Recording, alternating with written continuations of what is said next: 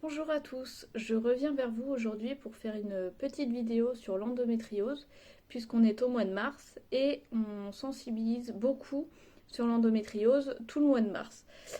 Vous verrez sur mon compte Instagram, j'ai partagé beaucoup de photos sur l'endométriose, surtout sur la définition de l'endométriose, donc je les remettrai au tout début de la vidéo pour que vous puissiez vraiment savoir de quoi on parle sur cette vidéo.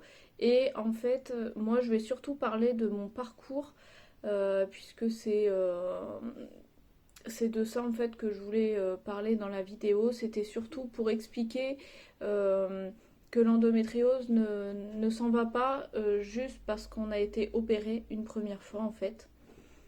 Par exemple, moi j'ai été diagnostiquée donc en février 2016, donc ça date un petit peu maintenant. Et j'avais en fait des douleurs au niveau du rectum, au niveau du système digestif. J'avais aussi comme une sciatique permanente. C'était très très compliqué à gérer puisque on m'a donné quelques médicaments pour une sciatique, sauf que forcément ça ne faisait rien. Et donc du coup je prenais énormément de Doliprane et ça ne calmait pas forcément non plus. Donc c'est pour ça que j'ai commencé là à m'inquiéter et à consulter de plus en plus puisque mon médecin généraliste ne faisait pas grand-chose. Et au bout d'un moment j'ai quand même passé une IRM pelvienne et là, bien sûr, donc je suis tombée sur quelqu'un qui m'a parlé de l'endométriose parce qu'il avait vu donc les nodules sur l'IRM. Sur le coup, ça m'a. J'étais contente en fait. Sur le moment, j'étais contente qu'on mette un mot sur mes douleurs, qu'on me dise que j'étais pas folle en fait, tout simplement. Mais après, par contre, je me suis dit, qu'est-ce que c'est? Est-ce que c'est grave? Est-ce que c'est pas grave? Puisque personne, enfin, à ce moment-là, en fait, j'en avais jamais entendu parler. Et donc, du coup, c'est vrai que ça m'a fait un petit peu peur.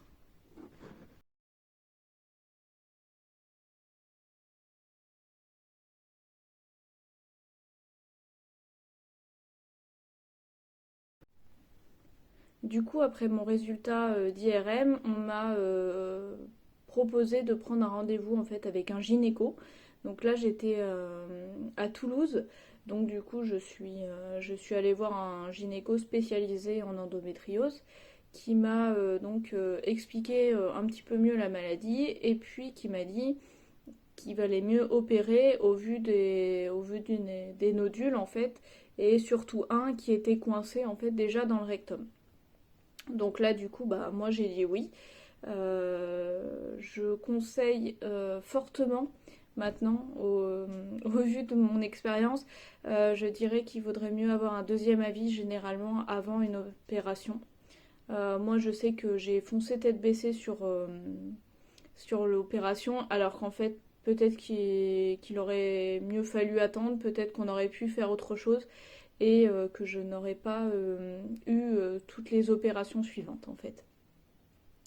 Donc moi du coup j'ai accepté pour l'opération. On m'a mis d'abord sous décapeptile, donc c'est en fait une ménopause artificielle pendant 3 mois juste avant l'opération pour que ce soit plus simple pour opérer.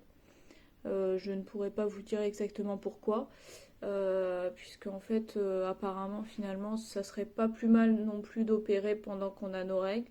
Donc je sais pas trop exactement. Et du coup, j'ai été opérée en juin 2016. J'ai eu donc une première opération. On a nettoyé en fait tous les nodules. Et puis après, on m'a posé une colostomie. Donc c'est une poche sur le ventre qui recueille les selles.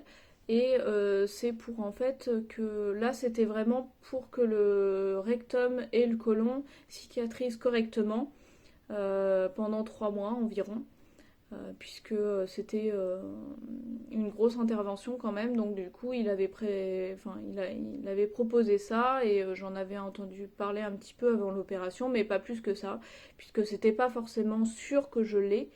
C'est vrai que j'aurais préféré en parler un peu plus, puisqu'en fait, du coup, j'étais pas forcément hyper bien préparée. Donc du coup, oui, au réveil, je me suis tout de suite, enfin, j'ai tout de suite en fait regardé si j'avais une stomie ou pas. Donc du coup, j'ai senti que j'avais quelque chose sur le ventre, mais je savais pas du tout ce que c'était, puisque c'était ma première grosse opération en plus, et donc j'avais aucune idée. Et puis après, les infirmières m'ont expliqué, donc on m'avait posé une colostomie, que normalement je l'avais bien pour 3 mois. Et puis finalement, j'ai eu pas mal de complications. Je vais vous épargner tout en détail parce que ça a été quand même un parcours assez long. Mais en gros, j'ai fait une hémorragie interne une semaine après. Et après, j'ai eu plusieurs fistules recto-vaginales. Alors je ne sais pas exactement si j'en ai eu plusieurs ou si c'était toujours la même qui a jamais réussi en fait à se refermer. J'ai été opérée plusieurs fois à chaque fois, sauf que mon gynécologue n'était pas forcément apte à m'opérer. Je ne sais pas, enfin voilà, ça c'est encore un sujet assez délicat. Je ne sais pas s'il n'était pas forcément apte, s'il aurait dû faire appel en fait à un gastro en plus. C'est assez compliqué à prouver. Tout ce que je sais, c'est qu'il a opéré plusieurs fois alors qu'en fait il n'y avait pas forcément lieu et que pardon, et que la fistule était toujours présente à chaque fois. Je passais plusieurs scanners et à chaque fois c'était rebelote. C'était très très compliqué. Et pendant ce temps-là, moi j'avais toujours ma colostomie en fait, donc c'était vraiment pesant pour moi d'avoir cette stomie alors qu'en fait je devais l'avoir que 3 mois et je l'ai gardée en tout 1 an et demi en sachant que je l'ai très très mal vécu forcément puisque j'avais pas été préparée. En plus, elle était très très basse au niveau du ventre, ce qui fait que du coup les poches tenaient très très mal. C'était très très compliqué. J'ai vu plusieurs stomathérapeutes pour essayer plusieurs sortes de poches, mais à chaque fois en fait ça coinçait vraiment au niveau du bas du ventre. Et donc du coup j'ai dû gérer comme je pouvais. Donc j'en étais venue à mettre du sparadrap en fait tout autour de la poche quand je bougeais pour pas qu'elle se décolle. Ce qui est pas forcément le mieux puisqu'en fait j'avais du coup un ventre hyper rouge et qui en pouvait plus de ne pas respirer du tout. Donc ça devenait assez compliqué. Du coup, tous ces problèmes en fait ont duré 1 an et demi, puisque en juillet euh, 2018, j'ai décidé en fait de partir de Toulouse. J'en pouvais plus d'être suivie par un gynéco mais qui n'arrivait pas forcément à gérer le problème. Donc du coup je me suis orientée vers Paris, vers l'hôpital Saint-Joseph et j'ai été voir un gastro. Je me suis dit que peut-être qu'un gastro saurait plus facilement m'aider plutôt qu'un gynéco. Et heureusement que je l'ai fait puisqu'en fait il m'a aidé. Il a proposé directement une opération en 2 temps. Donc ça me faisait beaucoup d'opérations à faire, mais bon, c'était comme ça. Et donc j'ai réussi à me faire enlever ma poche en octobre 2018 grâce donc à ce gastro à l'hôpital Saint-Joseph. Et donc il m'a fait ça en 2 temps. Il m'a enlevé une partie du côlon pour réussir en fait à supprimer cette fistule qui était toujours présente. Et ensuite, après, il m'a refermé toute la stomie. Le seul problème, c'est que je suis devenue incontinente anale, en fait. Donc, on m'a proposé d'abord des séances de kiné, tout simplement, que j'ai fait pendant 1 an en tout. Sauf que ça n'a rien changé du tout. Pourtant, j'ai fait ça vraiment sérieusement. Mais malheureusement, mon corps en avait décidé ainsi. J'avais gardé la colostomie, je pense, très longtemps, ce qui fait que le sphincter n'arrivait plus à fonctionner tout seul en fait. Donc j'ai fait toute cette kiné un petit peu pour rien, mais bon, j'aurais tenté ma chance quand même.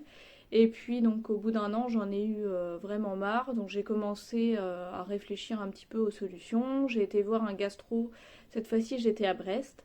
J'ai été voir un gastro qui m'a proposé deux solutions. J'avais en fait une solution de pose de colostomie quasi définitive et une autre solution mais qui ne m'intéressait pas forcément puisqu'il y avait que 50% de chances que ça fonctionne et il fallait subir une première opération pour installer un appareil en fait et une deuxième opération si ça ne fonctionnait pas pour le retirer.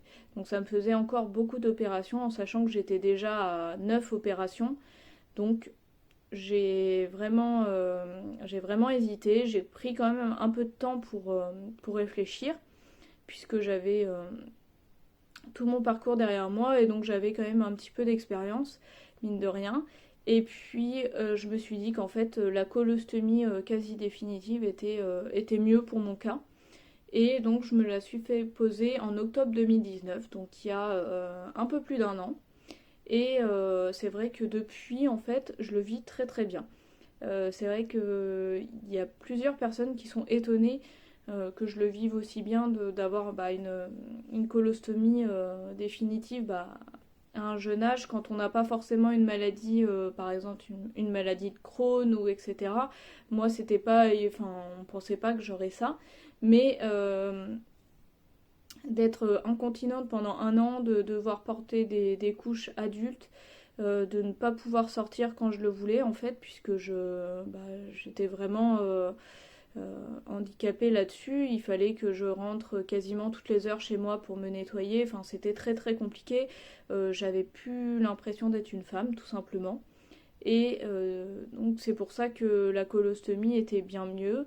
Donc là du coup j'ai vu une stomathérapeute en fait juste avant la pause de la colostomie qui m'a donc proposé en fait de faire un dessin, enfin de faire un point en fait sur mon ventre pour vraiment voir où c'était le mieux de mettre la colostomie sur le ventre.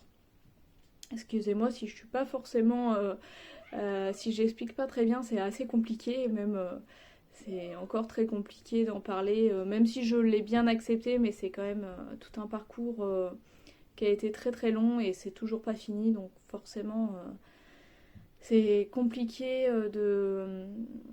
d'en parler sereinement, disons. Donc en fait j'ai vu avec la stomathérapeute pour placer la stomie à peu près au milieu du ventre dans la partie gauche. Et donc du coup on a testé plusieurs positions en fait quand j'étais assise, debout et allongée. J'ai testé avec un pantalon aussi pour voir vraiment si la poche tiendrait correctement et c'est le cas puisque après l'opération je me suis remise assez facilement d'ailleurs et j'ai trouvé ma poche en fait de suite. On m'en a proposé une que j'ai testée, on m'en avait proposé d'autres aussi, mais j'ai pas pris forcément le temps de tester. Et là, du coup, c'était la bonne et donc je n'ai aucun souci là-dessus. Par rapport à la première poche que j'ai eue qui se décollait très très souvent, qu'il fallait que je change 6 à 8 fois par jour. Parfois, là, je la change une à deux fois par jour, vraiment que quand quand j'ai mangé un petit peu trop gras, etc. Mais sinon, normalement, je la change qu'une seule fois par jour. Du coup, après cette dernière opération, j'étais plutôt contente puisque ça avait déjà calmé, enfin stoppé complètement en fait mon problème d'incontinence. Et puis au début, ça avait calmé mes douleurs en fait que j'avais au niveau du ventre. Donc j'étais contente. Et puis en fait, 3-4 mois plus tard, mes douleurs sont revenues, malheureusement. Et donc depuis, j'ai en fait des grosses douleurs au niveau du ventre. J'ai donc passé une IRM pelvienne il y a même pas un mois. Donc j'ai en fait des adhérences digestives. Donc ça malheureusement c'était à prévoir puisque j'ai eu beaucoup d'opérations au niveau du ventre.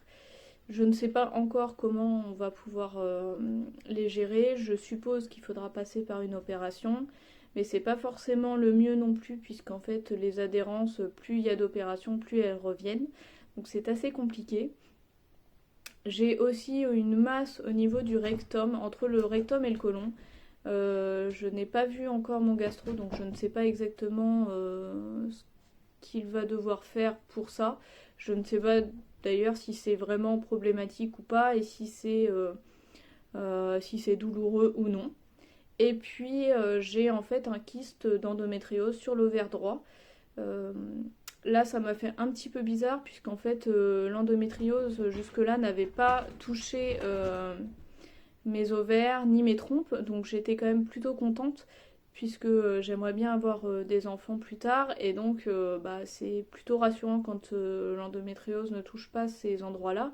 Mais là, de savoir du coup que bah, la maladie a touché l'ovaire droit en très peu de temps puisque j'avais passé une échographie des ovaires il y a un an à peine et là il y a un mois du coup j'ai quand même un kyste qui est bon pas énorme encore mais je crois qu'il fait 50 mm sur 50, enfin quelque chose comme ça, donc c'est pas gravissime, hein. Mais c'est quand même assez embêtant de voir que la maladie progresse, même quand on est sous pilule en continu, puisque moi je l'ai jamais stoppé en fait depuis 4 ans, ma pilule. J'ai changé plusieurs fois de pilule, mais j'avais jamais eu mes règles, sauf il y a, bah du coup, là ça fait 3 mois à peu près que ma pilule ne fonctionne plus très bien, et donc j'ai à nouveau mes règles. Donc c'est un petit peu embêtant de savoir qu'on prend une pilule en continu et puis que finalement on a quand même ces règles, que c'est très très douloureux à vivre, puisque c'est aussi pour ça qu'on stoppe les règles, c'est parce elles sont très douloureuses et qu'en plus du coup ça fait progresser la maladie. Mais en tout cas, moi, le kyste est revenu, enfin, est arrivé en fait sur l'ovaire droit lorsque je n'avais pas mes règles, et donc c'est ça qui m'embête un peu puisque je me dis que la maladie a progressé quand même malgré les opérations que j'ai subies, euh, malgré les effets inconvénients en fait de la pilule, parce que quand on la prend juste comme ça, déjà on s'aperçoit qu'il y a quelques effets secondaires, mais là du coup quand on la prend en continu, on s'aperçoit qu'il y en a encore plus. Et donc c'est un petit peu rageant de savoir qu'on prend un médicament comme ça et puis qu'au final la maladie progresse quand même comme elle veut en fait. Et donc c'est pour ça que je fais cette vidéo aussi. C'est surtout pour sensibiliser toutes les personnes sur le fait que même si on s'est fait opérer une fois, deux fois, trois fois pour l'endométriose en fait, la maladie peut quand même revenir. On peut aussi avoir bah, des douleurs comme moi par exemple au niveau du ventre. Je sais que j'ai beaucoup de copines qui ont des grosses douleurs au niveau du ventre comme moi, parce qu'elles ont été beaucoup opérées, parce que l'endométriose est revenue quelque part et ça provoque en fait des douleurs digestives qui sont très très invalidantes, puisque par exemple là je sais que moi je peux marcher 30 minutes, 45 minutes maximum euh, en tout, enfin accumulé en fait. Je sais qu'au bout d'un moment, en fait, au bout d'une heure maxi par jour de marche, je sais que j'en peux plus. Enfin, j'ai très très mal. J'ai très très peu de médicaments qui me calment. J'en suis à quelques médicaments avant la morphine, mais c'est pas forcément le mieux pour le corps en fait. Donc c'est très complexe à gérer tout ça. On m'a aussi demandé du coup pour la vidéo en fait que je montre un petit peu la réalité des choses justement.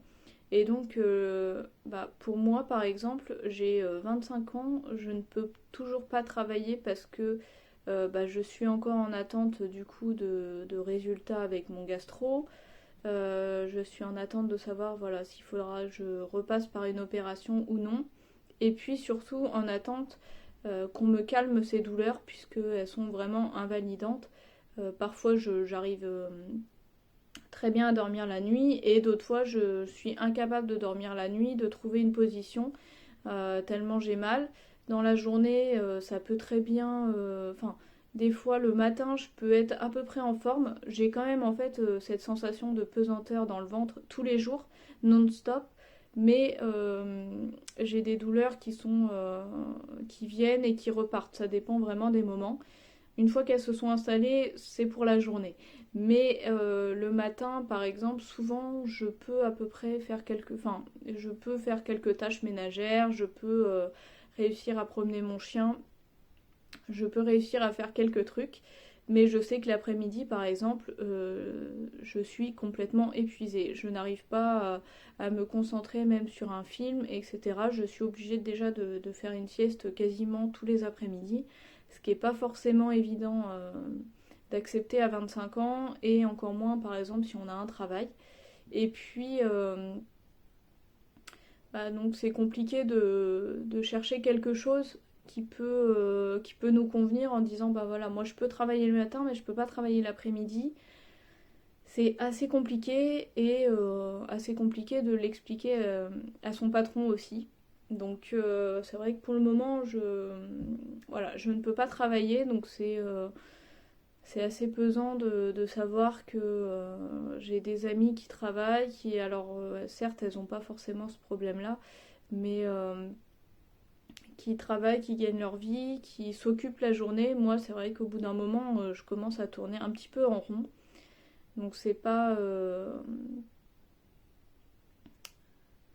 évident en fait d'expliquer ça à quelqu'un d'extérieur, de montrer qu'on peut paraître on peut paraître très bien en fait quand on nous voit. Par exemple, moi je sais que j'ai beaucoup de personnes qui me disent mais en fait t'as pas du tout l'air malade. Et quand je sors comme ça se voit pas. Déjà, on voit pas ma poche, puisque je m'habille normalement. Et puis, quand je marche pas enfin, je marche normalement, on voit pas que j'ai mal. Quand je vais voir des gens, je suis pas en train de montrer que je souffre.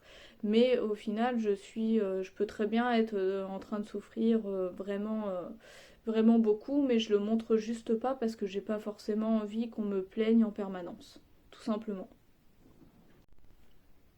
Du coup, je vais essayer de finir cette petite vidéo quand même, parce que je voudrais pas qu'elle soit trop longue. Je vais essayer de mettre quelques images de l'endométriose, quelques images de mes opérations pour que vous puissiez vous rendre compte dans la vidéo si j'y arrive, puisque je ne suis pas une professionnelle. Je m'excuse aussi du bruit si jamais vous en avez entendu pendant la vidéo. C'est mon chat qui court partout, puisque j'ai trouvé quand même des petits trucs pour rendre la vie plus positive. Donc j'ai deux animaux, mais qui ont du mal à comprendre quand on fait une vidéo sérieuse. Voilà, donc je voulais finir surtout une première chose déjà, si jamais vous apprenez que vous avez de l'endométriose, essayez de vous renseigner un maximum sur internet. Il y a beaucoup de sites fiables maintenant, il y a quand même beaucoup d'informations sur cette maladie-là, heureusement d'ailleurs.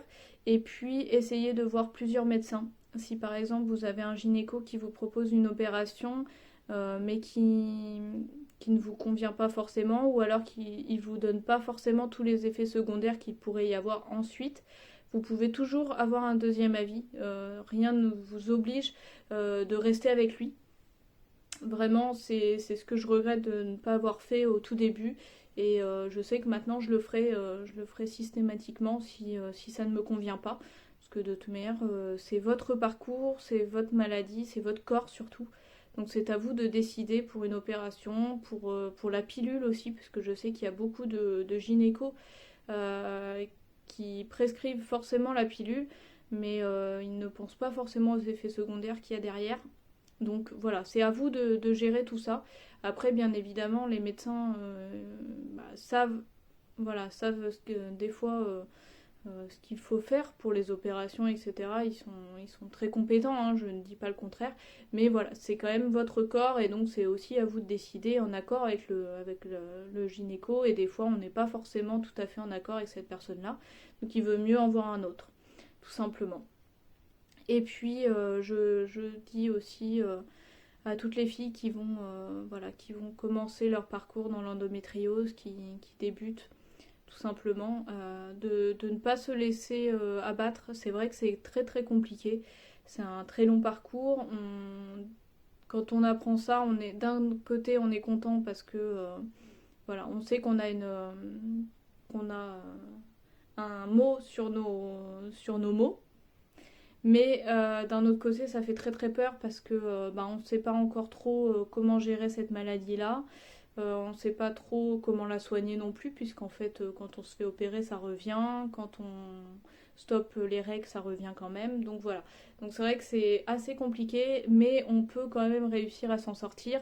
J'ai des amis qui arrivent à travailler malgré l'endométriose. Moi, je sais que je ne travaille pas, mais voilà, je garde quand même mon côté positif. Il faut bien. De toute manière, il n'y a pas le choix. Je sais que j'arriverai forcément à travailler à un moment donné. Bon voilà, là en ce moment, c'est vrai que c'est encore un côté. J'ai encore une période assez compliquée au vu de mes douleurs, au vu d'une attente. En plus, avec le Covid, c'est pas forcément évident. Mais je me dis que de toute manière, on arrivera forcément à trouver un remède à un moment donné et que j'arriverai forcément à travailler ou à faire quelque chose qui me plaît dans la vie. Donc voilà, donc j'espère que la vidéo vous aura intéressé surtout, vous aura plu et vous aura renseigné sur quelques trucs sur l'endométriose et puis surtout qu'elle aura sensibilisé pas mal de personnes. Vous pouvez bien évidemment la partager sur Facebook, sur Instagram, sur tous les réseaux. Je suis d'accord avec tout ça et puis je vous souhaite à tous une bonne journée.